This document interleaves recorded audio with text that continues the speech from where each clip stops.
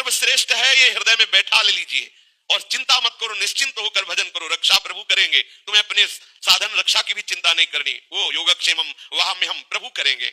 श्री देवर्षि नारद जी कहते हैं सूत्र संख्या 82, जब आप भक्ति का आश्रय लेंगे, जैसा पीछे वर्णन सुनते रहे, तो आपके हृदय में भक्ति इस रूप में प्रकाशित होती है।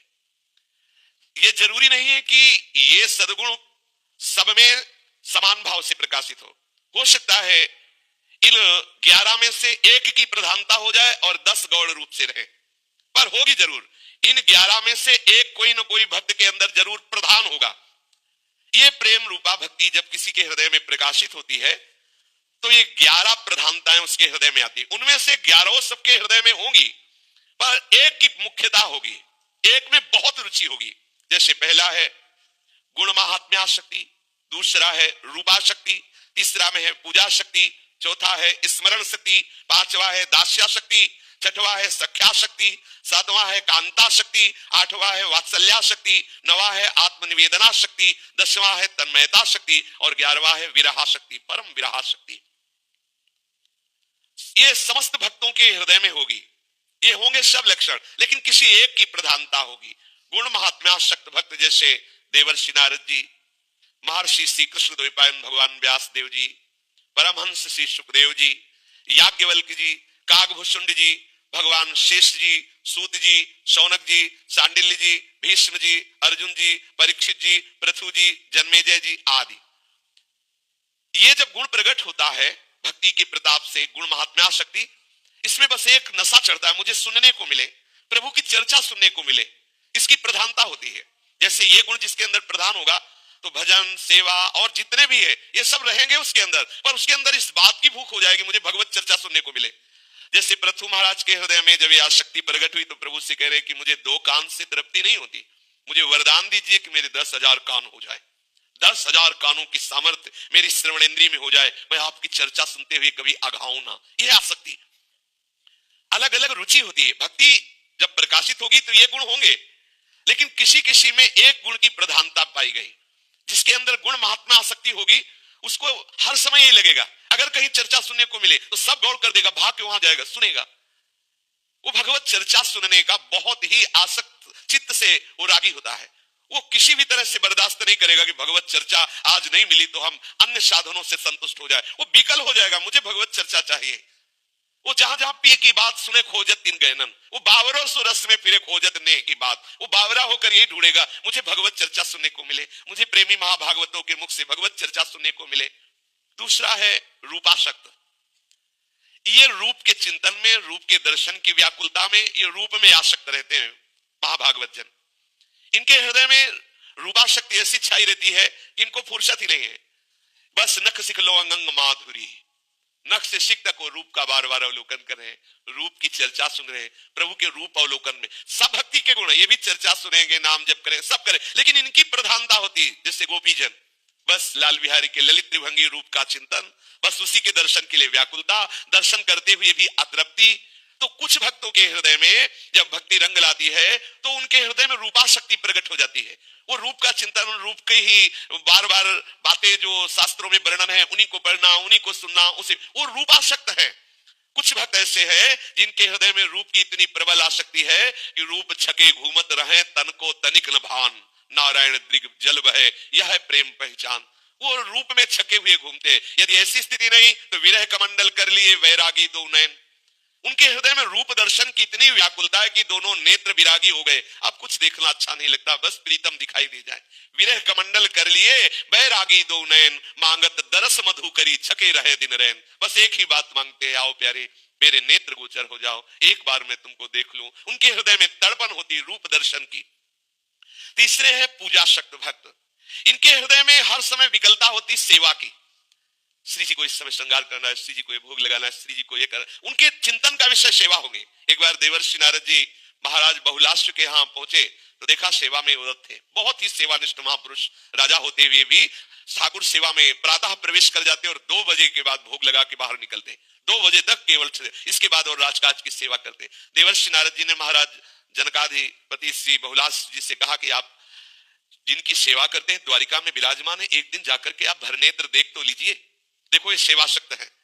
हाँ बिल्कुल प्रभु, आपकी आज्ञा पालन करेंगे। सुबह सारथी से कहा रथ तैयार करो, हम सेवा में जा रहे हैं और सेवा करके शीघ्र ही आएंगे और फिर प्रभु के दर्शन के लिए जाएंगे। सेवा में गए। अब वो दिनचर्या सेवा की, जब ठाकुर जी का राजभोग हो गया, ठाकुर जी को पद सुना दिया, शयन करा दिया, तब निकले। ठीक वही 2 बज गए। फिर कहा आज तो समय हो गया, अब कल तैयार। रोज रथ तैयार होता और रोज विलंब हो जाता। सेवा में इतने तन्मय रहते। रोज कई ऐसे महान भक्त देखे गए, भक्तमाल जी में चरित्र में आते हैं, कई प्रगट में भी ऐसे जो सेवा शक्त हैं। ठाकुर जी, द्वारिकाधीश जी, बड़े बड़े परमहंस महापुरुषों को साथ लेकर स्वयं आए दर्शन देने।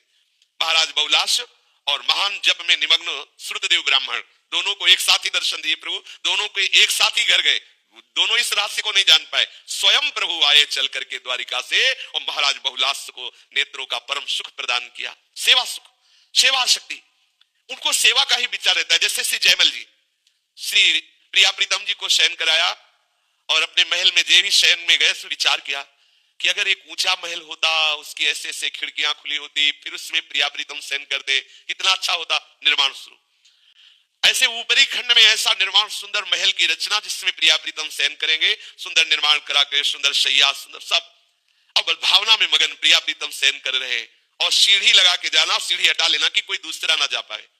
एक बार उनकी पत्नी को लगा कि आखिरकार ऐसा क्या है कि केवल यही जाते हैं, ना सेवक को जाने देते हैं, ना कोई किसी से बात कर बताते हैं कि है क्या उस महल में। तो जब वो शयन करा के गए तो सीढ़ी लगा के जब ऊपर गए तो देखा कि गौर श्याम जोड़ी शयन कर रही। प्रिया प्रीतम तत्काल उतर के आई और जयमल जी को जब पता चला तो उन्होंने कहा तुमने हमारे प्रभु को विक्षेप क्यों दिया, वहां क्यों गई? बोले हमें देखना था कि आखिरकार इस महल में क्या है जो आप एकदम एकांत सेवन करते, कभी बताते नहीं, किसी को जाने नहीं देते। तो जयमल जी ने पूछा आपने क्या देखा? बोले देखा कि श्याम सुंदर के समीप गोरी प्रिया जो शयन किए हुए। ओहो, मेरे प्रिया प्रीतम का आपने दर्शन पाया, बड़े सौभाग्य। तो ये वो हर समय सेवा चिंतन में, इस समय प्रिया प्रीतम का ये सेवा, इस समय ये सेवा। वो कुछ भक्तों में प्रधानता होती है, जैसे गुण महात्म में रूपा शक्ति, तो किसी में सेवा शक्ति। इस समय प्रियालाल अब बैठे हैं सत्संग में, लेकिन बार बार उनके हृदय में एक ऐसे खिंचाव हो रहा है कि प्रिया प्रीतम का श्रृंगार करना है, प्रिया प्रीतम को। ये हो रही सेवा, ये सेवा हो रही, वो चैन नहीं, उनका हृदय बार बार उनकी सेवा भाव में मगन है। इस समय भोग लगाना है, देखो विलंब हो रहा है, श्री जी को जल पिलाना है, श्री जी को शयन कराना है, श्री जी को श्रृंगार, वो सेवा का चिंतन। कुछ भक्त होते हैं जिनमें सेवा पूजा शक्ति, सेवा शक्ति होती है। और चौथे होते हैं स्मरणा शक्ति। उनको प्रभु के स्मरण में बहुत आनंद आता है।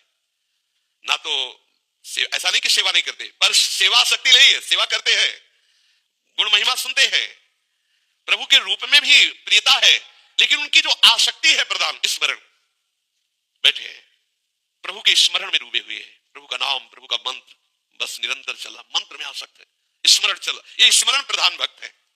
ऐसा नहीं कि जो रूपासक्त है वो स्मरण नहीं है, जो गुणासक्त है, लेकिन ये प्रधानता है, अलग अलग प्रधानता। अब उसको कहा जाए कि आप सेवा करो तो सेवा करे, लेकिन रुचि नहीं है, उसकी रुचि स्मरण में है, शांत गंभीर, हर समय डूबे रहना। ये अलग अलग भक्तों का है, इसीलिए रुचि देखना चाहिए अपनी रुचि किधर जा रही। ज्यादा भक्ति में भी एक रुचि, जैसे किसी किसी को होता है गाने का बहुत स्वभाव होता है, उसको मौन में काम नहीं बनेगा, गुनगुनाओ, पद गुनगुनाओ। किसी की सेवा टहल में तो सेवा, और किसी किसी को होता है कि बस कोई बोले ना, बच्चों गुप्त सुप अंदर ही अंदर चिंतन चल, बड़ा महिमा में, ये सब महान सद्गुण है। तो देखना चाहिए मेरी रुचि किधर है। मंत्र में रुचि ज्यादा है, सेवा में रुचि ज्यादा है, श्रवण में रुचि ज्यादा है। जिधर रुचि अगर उधर आप ज्यादा सहयोग करेंगे तो आपका मन बहुत जल्दी डूब जाएगा। पकड़ लेनी चाहिए कि हमारे अंदर मांग किसकी। जैसे अपने स्वभाव में चिंतन का संस्कार बहुत बैठा है, संन्यास मार्ग से चिंतन को, बस शांत, कोई बैठे ना, कोई बोले ना, कुछ पढ़ना नहीं, कुछ देखना नहीं, कुछ सुनना, चुप शांत। अब वो स्वभाव बैठा है। अब जहां में फुर्सत मिले, जहां कोई हमसे बोले ना देखे, वो बस ना कुछ पढ़ने का स्वभाव, ना कुछ करने का स्वभाव, तो चिंतन का स्वभाव, शांत। कोई चेष्टा से चिंतन करने का नहीं, वो तो दिखावटी भले कोई चेष्टा माला हो, सब स्वभाव बनाया संन्यास मार्ग की कृपा से, चिंतन का स्वभाव, बैठ जाना बस चिंतन। अब उसी चिंतन के रूप बदलते रहते हैं, कभी रूप का चिंतन, कभी लीला का चिंतन, कभी मंत्राकार वृत्ति चिंतन। ऐसा बाहरी चेष्टा में रुचि नहीं, बाहरी जैसे प्रगट में दौड़ भाग करके सेवा करना आदि आदि, वो रुचि, अलग अलग रुचि होती है। अब ऐसा नहीं कोई सेवा नहीं करता, सेवा करता, पर वो जो एक प्रबल आसक्ति है वो होती है, वो प्रबल आसक्ति जो किसी किसी की होती है सेवा आसक्ति, तो किसी किसी को होती है स्मरण आसक्ति, वही चिंतन, बार बार चिंतन में। अगर उसको चिंतन जरा भी छूटे तो सेवा भी छोड़ देगा, मतलब क्योंकि उसकी आसक्ति है चिंतन में, उसको कुछ बर्दाश्त नहीं होगा। उसका चिंतन छूटा तो अब वो जो सेवा शक्त है, अगर उसकी सेवा छूटी तो कुछ बर्दाश्त नहीं करे। इसमें प्रधानता है, देखनी चाहिए कि अपने हृदय में प्रधानता क्या है। एक है दास्याशक्त। दास्याशक्त में हर समय दासता का चिंतन होता रहता है, हर समय दासता की चेष्टा होती रहती है, हर समय एक होते हैं सख्याशक्त, प्रभु से हास्य विनोद, वो उनकी प्रधानता रहेगी यही प्रभु के साथ सख्य भावना की।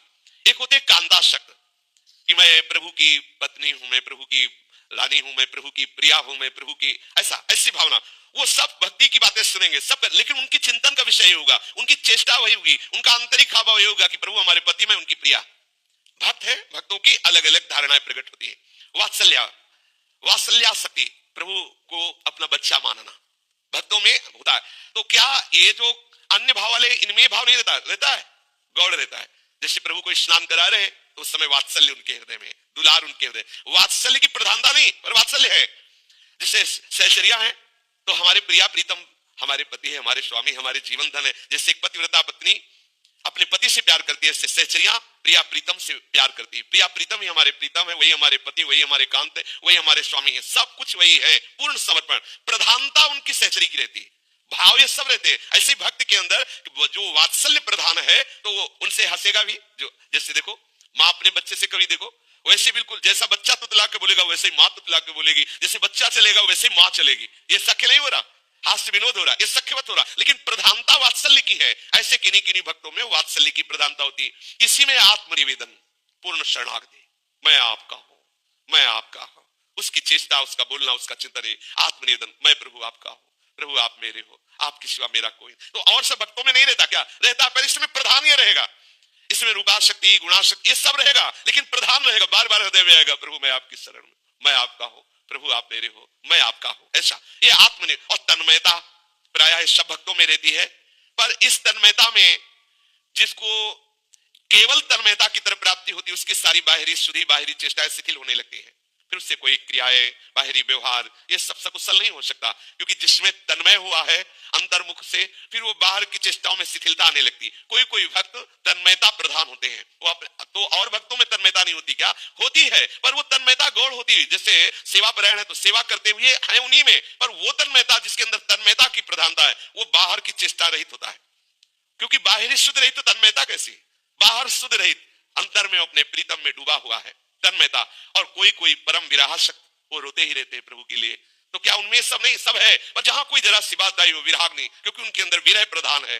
तो इस तरह से ये 11 भक्ति अपने रंग प्रकाशित करती है आसक्ति की। कोई गुण में आसक्त होते हैं, कोई रूप में आसक्त होते हैं, कोई सेवा में आसक्त होते हैं, कोई स्मरण चिंतन में आसक्त होते हैं, कोई दास्य भाव में आसक्त, कोई सख्य भाव में, कोई कांता भाव में, कोई वात्सल्य भाव में, कोई आत्मनिवेदन में, कोई तन्मयता में, कोई परम विराह शक्ति में। इसलिए